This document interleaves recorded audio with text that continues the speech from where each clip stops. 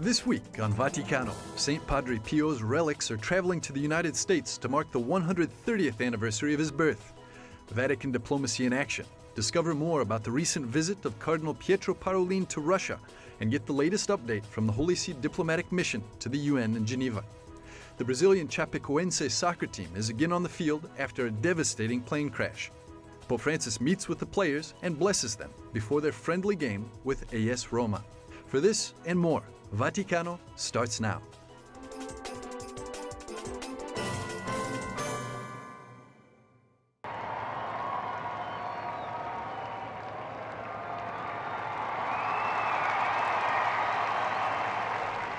Before the Angelus prayer on Sunday, September the 3rd, Pope Francis spoke about the sense of suffering. However, Jesus reminds us that his way is the way of love, and there is no true love without the sacrifice of oneself.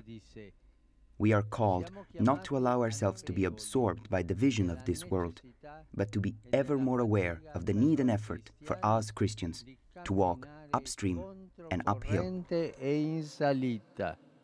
He said that followers of Christ must embrace their crosses because through his suffering and death, Christ showed his love to all of us. Every time we take part in the Holy Mass, the love of the crucified and risen Christ is communicated to us as food and drink, so that we can follow him on the way every day in the concrete service of brothers. After the Angelus, the Pope prayed for all those affected by the hurricane and flooding in South Asia and the United States. I also want to express my deepest interest in the suffering of the people of Texas and Louisiana, suffering from a hurricane and the exceptional rain that have caused casualties, thousands of displaced persons, and massive material damage.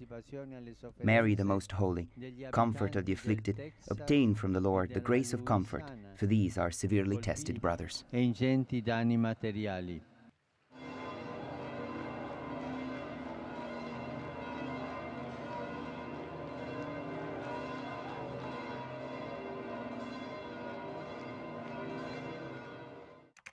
In the Pope's video for September, the Holy Father calls attention to parishes at the service of the mission. Tienen que estar en contacto con los hogares, con la vida de la gente, con la vida del pueblo. Tienen que ser casas donde la puerta esté siempre abierta para salir hacia los demás. Y es importante que la salida siga una clara propuesta de fe. Se trata de abrir las puertas y dejar que Jesús salga afuera con toda la alegría de su mensaje.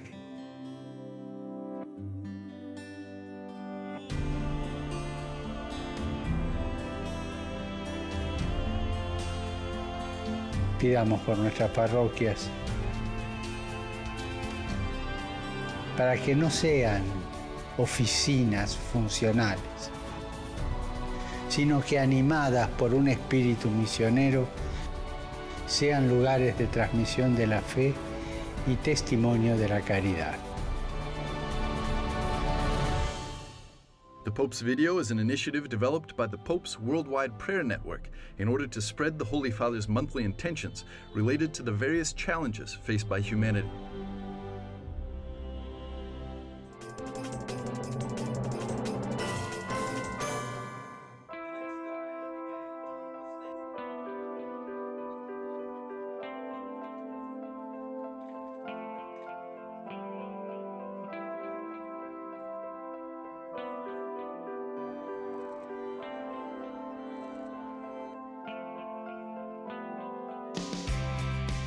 Soccer was at the center of attention at the Pope's last general audience before his journey to Colombia, when St. Peter's Square welcomed some players from the Chapecoense soccer team from Brazil.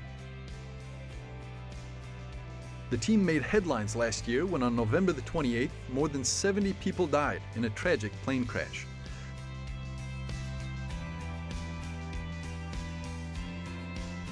To remember the victims of the tragedy and to pay homage to the Brazilian soccer club, a friendly match against the Roma soccer team was organized and played on Friday, September the 1st at the Olympic Stadium in Rome. The match and the night were in the name of solidarity thanks also to the Rome Soccer Club and to Alessandro Florenzi, a player and one of the organizers of the evening. Proceeds from the sales of tickets were all donated to the Brazilian club. Ma è stata un'amichevole di grande solidarietà per una squadra che... It's been a friendly match in the name of solidarity. Solidarity for a team that's been through a terrible tragedy and that we'd wanted to help ever since it happened. And so the Roma Soccer Club organized this friendly match and gave all the money collected to them. It's a small gesture, but we really wanted to help this team to restart again. At the event were also the 3 players who survived last year's plane crash. One of them, former goalkeeper Jackson Fullman, had to have his leg amputated after the terrible accident. It was he who symbolically kicked off the match, while the spectators, visibly moved, applauded and cheered. I didn't speak to him personally, but you only needed to look into his eyes to see how moved he was, because he was there, and because of the match about to be played. I felt a lot of emotion myself, and the sense that you can always get back up, no matter what happens to you. That Friday night, the Olympic Stadium in Rome turned into a symbol of solidarity, sending an important message to the world of sport at large.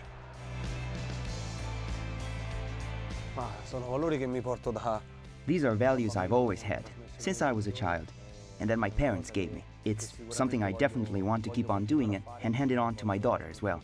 These are important values, fundamental values in life, not just while playing soccer.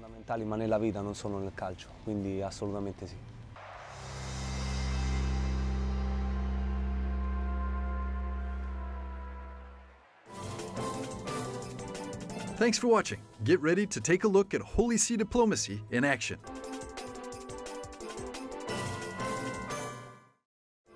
Welcome back. You're watching Vaticano. People with disability must not be hidden away, says Pope Francis, and that we must not be disturbed by these tribulations. Here at the United Nations in Geneva, the Committee on the Rights of Persons with Disabilities reviews on a regular basis how countries are doing that have ratified the Convention's resolutions. We ask which countries are up to date with the implementations and which are behind. When one looks at the reports of state parties, every single state party to the convention has brought some positive information about some small changes. Unfortunately, sometimes because of lack of understanding and because of the economic crisis, there are retrogressions in some state parties. The Apostolic Nuncio to the UN underlined that people with disability are an important part of the Church's mission. Obviously, the Catholic Church considers the disabled people as a central attention of its charitable and social activity. A special case for this are people who are affected by disability of blindness. In the 11 years since its adoption, the Convention has been ratified by many states. The Holy See is not one of them. The Holy See was unable to sign because the Convention foresees possibility to intervene in the unborn life, means make abortion, in case there are potential threat of these future disabilities. We cannot, the Holy See, the Church cannot accept the possibility of existing threat as a cause and sufficient reason to finish the pregnancy. Monsignor Professor Obiora Ike, Executive Director of a Geneva-based NGO at the UN, explains the Catholic Church's view on people with disability. The view of the Catholic Church concerning handicapped persons, or what we would normally call these days people living with disability, is a view that is ancient. It is in the life of Christ. It is part of the teachings of Jesus Christ, who reconciled all things in himself. Reverend Sister Mary Rose visited the UN. She belongs to a Nigeria-based religious institute of papal status that, among other areas, takes care of the underprivileged. The Church came to this view because the Church is the body of Christ. The Church follows the teaching of Christ. And Christ, the Jesus Christ that is our Lord, showed compassion to the physically challenged. To promote the full participation of persons with disabilities in all walks of life, challenging customs, stereotypes, prejudice, harmful practices and stigma is the objective of this committee. But are all issues treated equally by the committee? Some of the issues come up as more which attract more focus on them, such as cross-cutting issues like equality, non-discrimination, accessibility, equal recognition before the law, or in other words, legal capacity, the deprivation of liberty on grounds of impairment, of course, the situation of large groups such as women and girls with disabilities, and children, boys and girls with disabilities, the right to political participation, employment. All those areas are important, and all of them come up in the dialogues with the state parties. The type of disabilities this committee focuses on are visible. However, there are disabilities that the eye cannot see. There are other kinds of disabilities, and it is caused by sin. When one sins, one is spiritually disabled. And what sin does is to remove the grace of God in our souls. Greed is a disability. That people are blind in their souls is a disability. That people do not see the poverty around them is a disability. That people lack love is a disability. The real disability is not having one hand, or not seeing with one eye, or not hearing well. The real disability is the spiritual disability, which makes the human being not appreciate the bounties and beauties of heaven. So disabilities of the soul are so painful and are so far-reaching, and that is why the gospel needs to go out to these disabilities to cure them for a world for everybody.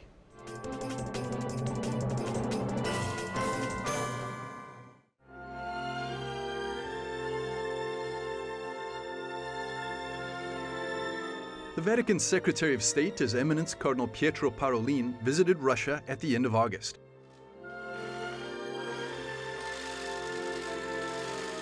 It was the first visit of a Vatican Secretary of State to modern Russia.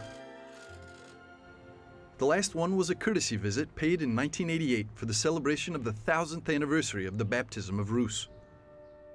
This time, the Vatican organized a series of high-level meetings. Cardinal Parolin met with the Russian president and government, with the Patriarch of Moscow, Kirill, and also celebrated Mass with the local Catholic community. The first contacts between Russia and the Vatican date back to the 15th century. 3 centuries later, the Holy See started to send regular missions to the country. And in 1817, exactly 200 years ago, Russia opened its first permanent mission to the Vatican.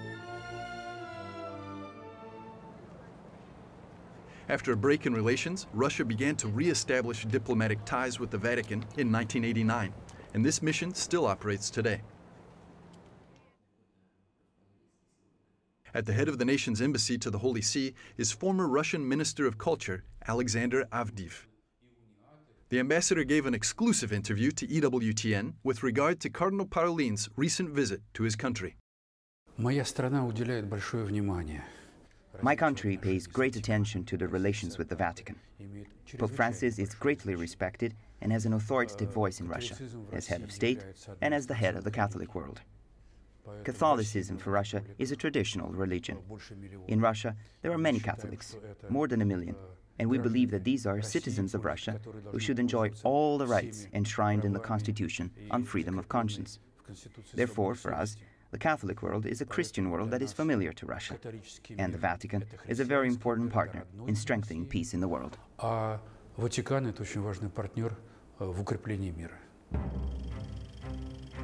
Good relations between Russia and the Vatican are a recent achievement. During communist rule, relations were tense. Catholics were persecuted and the property of the church was confiscated.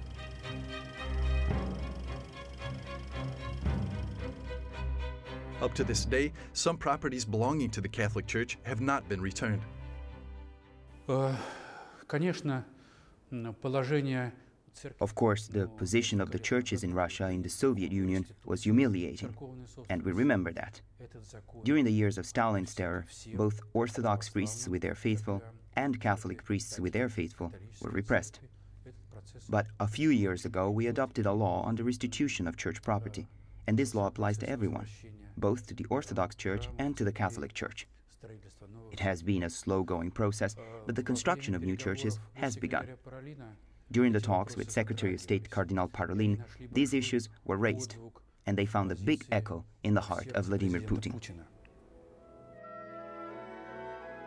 Alexander Avdiv said that it is the responsibility of the government to restore the churches, as well as to return confiscated property to them. Even if this process seems slow, he says that it's happening. On the Cardinal's agenda were also questions regarding peace in the Middle East, Ukraine, and Venezuela. In general, for many positions, our views coincide with those of the Vatican.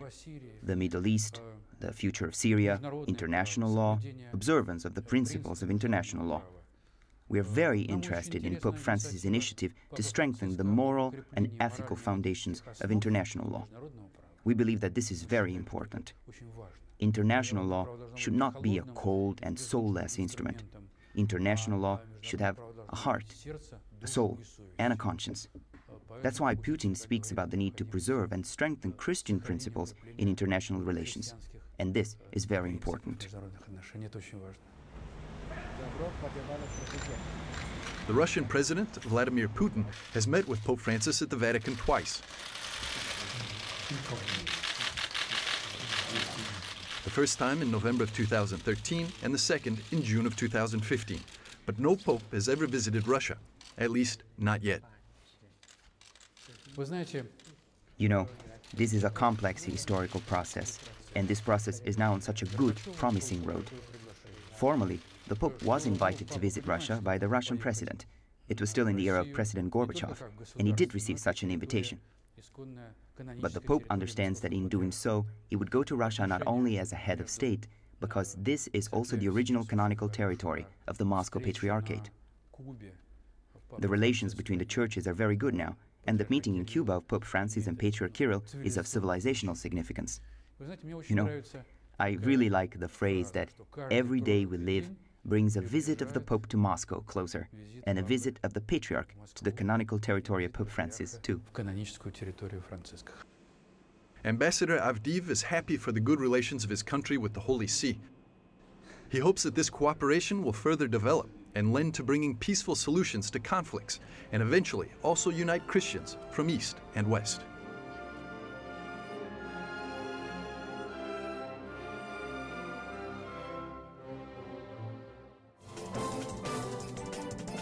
In a few moments, we'll be back with more on Vaticano.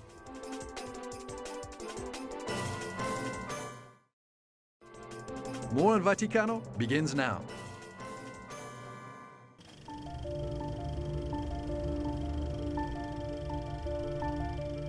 Saint Padre Pio of Pietrelcina is certainly one of the most extraordinary modern saints in the Catholic Church.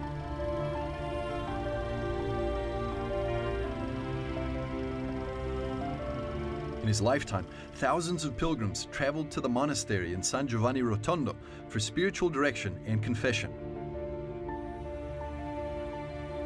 People said he had a gift for reading souls and had a mystical relationship with God.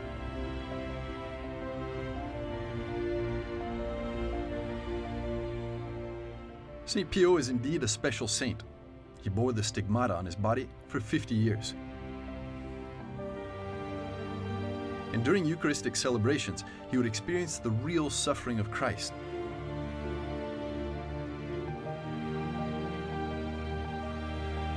The spiritual gifts of Padre Pio were beyond scientific explanation. He was able to raise people from the dead and heal them, bilocate, and communicate with angels.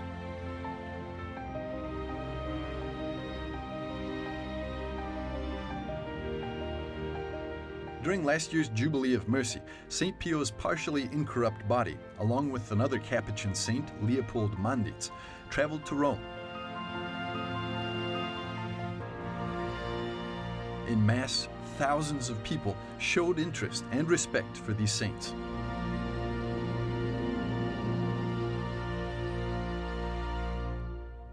In nomine Patris et Filii et Spiritus Sancti. Pope Francis said that Padre Pio was a servant of mercy. He did so full-time, practicing the sacrament of reconciliation even to the point of exhaustion. This apostolate of listening makes Padre Pio an example of a great confessor and priest. In May of this year, some relics of Padre Pio were taken to the United States to mark the 130th anniversary of his birth and the 15th anniversary of his canonization. This tour was sponsored by the St. Pio Foundation, which promotes Padre Pio's legacy. We met with the president of the foundation, Maestro Luciano La Monarca, here in Rome, to discover more details about St. Pio's U.S. trip.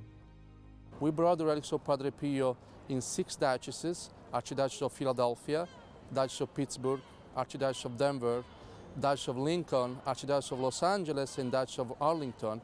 And we are returning back from September to October to another 12 dioceses in the United States of America. Around 80,000 people came to venerate the relics during the first part of the trip. We always thought that Padre Pio is an Italian saint, but we forget often that Padre Pio is just much more a saint that belongs to our Catholic Church. He's a saint who has been venerated from other religions. For instance, he has converted many people. And this tour has been attended by people who came out of curiosity, like many people were approaching Padre Pio out of curiosity at the beginning. And we discovered that Irish are very faithful and devotee of Padre Pio, Philippines are very devotee and faithful of Padre Pio, and so the United States of America has a strong devotion for Padre Pio. St. Pio's relics are back in the United States from September the 16th to October the 1st. They're being taken to the following dioceses: the Archdiocese of New York, the Diocese of La Crosse, and the Archdiocese of Milwaukee in Wisconsin, the Diocese of Bridgeport, Connecticut, the Archdiocese of Chicago, the Archdiocese of St. Louis, the Diocese of Saginaw, Michigan, the Diocese of Providence, Rhode Island, the Archdiocese of Atlanta, the Archdiocese of New Orleans, and the Diocese of St. Augustine, Florida. This is one of the relics who was part of those that we brought in tour. This specifically is the glove of Padre Pio. This glove appertained to Fra Modestino, which was a dear friend of Padre Pio. And the glove represents, of course, a very important relic of Padre Pio because the glove was used to cover his stigmata. Together with the glove of Padre Pio, there's also a lock of hair, a small fragment of his bed, and a cloth stained with the saint's blood that are available for veneration. Padre Pio has always taught us the 3 famous words: pray, hope, and don't worry. Through those famous quotes, he wants to remind us that we are always under God's mercy. But God hears our prayers. He will hear our prayers and He will be merciful to us if we recognize that we want to go towards God, that we want to pray.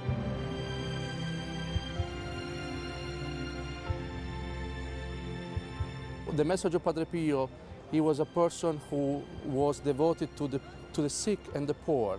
Through the foundation, when we promote his legacy, when we try to foster devotion for Padre Pio, we try to, as we say, our motto is bringing relief from suffering to those in need. We try to help those in need in his name.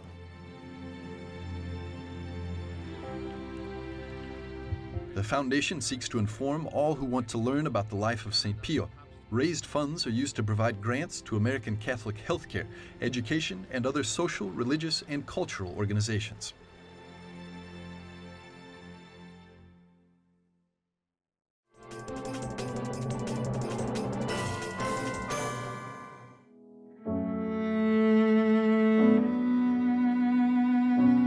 Cardinal Cormac Murphy O'Connor, who served as Archbishop of Westminster, England for 9 years, died at the age of 85 on the 1st of September 2017. So I think there's life after death, you know, even in this life. And so I'm rather looking forward to it, really. There will be new things to do, and perhaps I could do a little bit more writing and remembering things that have happened in the past. Because my life as a priest and bishop has been I was ordained in 1956, and the council was called in 1962, and you know, the end of the council, I've been involved in the life of the church in a very significant capacity as helping a bishop first, and then out here in Rome as rector, and then a bishop for now 35 years. So there's a lot to look back on, and to be grateful to the Lord for his goodness and his presence, and the hope that he gives to all our people.